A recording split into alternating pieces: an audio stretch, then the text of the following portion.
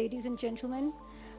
We have with us the distinguished Foreign Minister of the Islamic Republic of Iran, Sayyid Abbas Araghchi, who will, with the Deputy Prime Minister and Foreign Minister of Pakistan, Senator Muhammad Ishaq Dar, will speak to the media. Thank you, brother. I have your permission to start. Excellencies, ladies and gentlemen, Assalamu alaikum and very good afternoon. I had the honor and privilege to welcome my dear brother Sayyid Abbas Araghchi, the Foreign Minister of Islamic Republic of Iran, who arrived Pakistan last evening, and we had exchanged views on the current situations and the developments in the Middle East and across the globe. We had a very good round of discussions focusing on Middle East crisis, its spillover, the denial of the right of self-determination, and the need for upholding international law and advancing accountability. We emphasized the need for reaching urgent ceasefire, de-escalation, and dialogue aiming to realize the right of self-determination of Palestinian people. I recalled Pakistan's timely and strongly condemnation of Israel's military strikes on Iran, which was a grave violation of Iran's sovereignty. I and my dear brother, Foreign Minister, both condemned Israel's unrestrained military aggression in the Middle East, its genocidal actions against innocent civilians, and its illegal measures in occupied territories, which are in violation of international law, international humanitarian law, and UN Charter, and constitute the root cause of all tensions in the Middle East.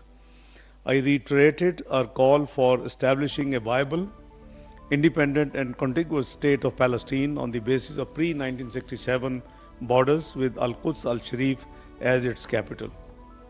We reject the propensity by occupying powers to equate the right of self-determination with terrorism, which is nothing but a ploy to prolong their occupation and apartheid policies. The long-standing Palestinian issue and the issue of the Jammu and Kashmir, which are based on the denial of the right of self-determination of occupied people, must be addressed through peaceful means, fully respecting the rights and aspirations of the affected populations in line with relevant United Nations resolutions and the UN Charter. On bilateral plane, we discussed ways and means to enhance cooperation across several key areas, including trade, energy, and border security. We agreed to intensify collaboration on border management and addressed shared challenges.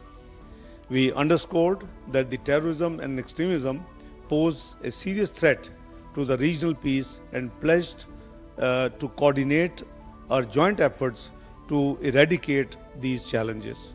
I'm grateful to my dear brother who reiterated the support of Islamic Republic of Iran for the membership of Pakistan at the BRICS Forum. I also, thank my dear brother for, his support, his country's support to our Zaireen who go for pilgrims and for the holy sites visits. He has assured me, and we are grateful for the recent incident which took place. Iran has been very kind and very timely support I had acknowledged.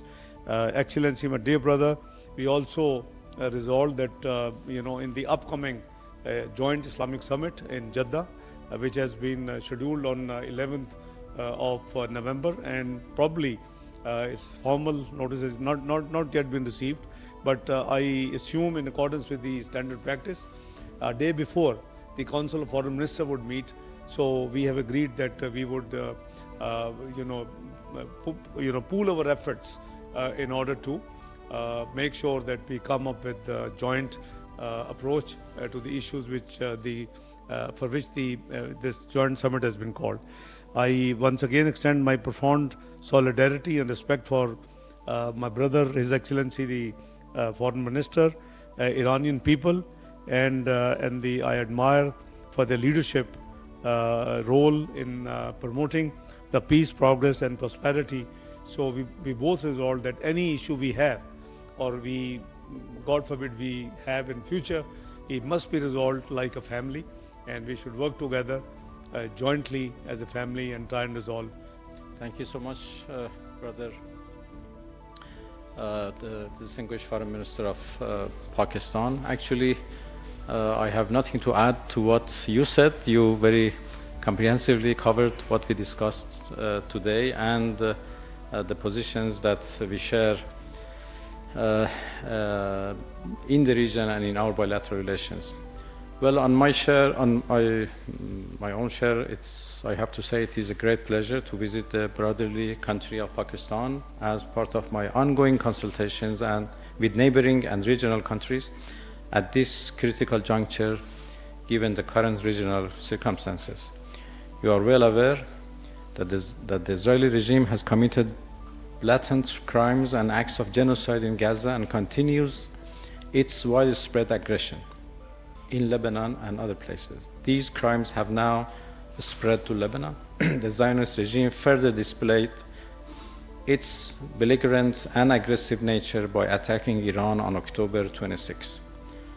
Unlike the Israeli regime, the Islamic Republic of Iran does not seek escalation. However, we reserve our inherent right to legitimate defense under Article 51 of the United Nations Charter, and we would certainly respond to the Israeli aggression in a proper time and in a proper manner, in a very measured and well-calculated manner. We deeply appreciate the strong and commendable stance of the government and people of Pakistan in condemning the Zionist regime's aggression against Iran. Pakistani authorities, particularly the Honorable Prime Minister of Pakistan, have taken a strong and clear position for which we are deeply appreciated. The government and people of Pakistan have also shown significant support for the people of Gaza and the Palestinian cause over the past year. Unfortunately, the international community has failed to stop the Zionist regime for seizing its genocide and act of aggression, which endangers both regional and international peace and security. Efforts are being made by the Islamic countries to address this crisis and halt the Zionist regime's crimes. We are working toward a solution to stop these atrocities and to alleviate the suffering of the people of Gaza and Lebanon at the upcoming OIC meeting, especially as winter approaches, which will only intensify the hardships of the homeless and refugees in Gaza and Lebanon. Pakistan has consistently demonstrated diligence and active involvement in such matters. I have consulted and exchanged views with my brother, His Excellency Mr. Ishaq Dar, regarding the latest regional situation in the region, how to address the threats posed by the Zionist regime and ways to reduce tension. Additionally, current issues in our bilateral relations were an important part of our discussions. Regarding the history-long commonalities and links between the two brotherly countries, Islamic Republic of Iran and Islamic Republic of Pakistan cherish historical, cultural, religious, and civilizational ties. We reiterate our commitments and dedication to further strengthening our neighborly, friendly, and brotherly bonds through promotion of all-out relations and ties in all areas, including economic and trade, political, academic, cultural, and tourism activities. The objective of this round of consultation is the promotion of the all-out relations between Iran and Pakistan, with due focus on the bilateral relations, particularly in the areas of trade and economy. The phenomenon of terrorism is a plight and common threat for the two countries and the whole region, as well as a collective threat at the global scale for the whole international community. Taking into account that this challenge is a threat fed and outsourced externally to the region, we reiterated our commitment in order to address and combat this phenomenon bilaterally through mutual collaborations and with the cooperation of the regional countries. At the time being, Iran and Pakistan are engaged and committed in different levels, including military, security, and political channels to combat terrorism. And we are determined to continue that. I express my sincere appreciation to the government and people of Pakistan for the warm and generous hospitality extended to my delegation during this visit. On behalf of the Islamic Republic of Iran, I extend cordial invitations to my brother, His Excellency Ishaq Dar, Honorable Minister of Foreign Affairs of the Islamic Republic of Pakistan, to pay official visit to Iran and, of course, to participate in the upcoming ECO ministerial meeting in Tehran. And I thank all of you. Thank you indeed.